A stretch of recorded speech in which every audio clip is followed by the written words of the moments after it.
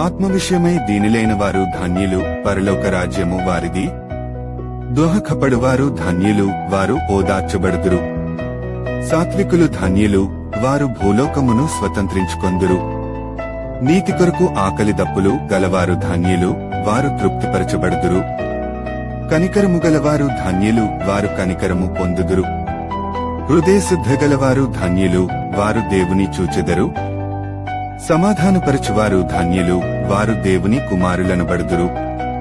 నీతి నిమిత్తము హింసింపబడువారు ధన్యులు, పరలోక రాజ్యము వారిది. నా నిమిత్తము జనులు మిమ్మును నిందించి హింసించి మీమీద అబద్ధముగా చెడ్డమాటలెల్ల పలుకునప్పుడు మీరు ధన్యులు.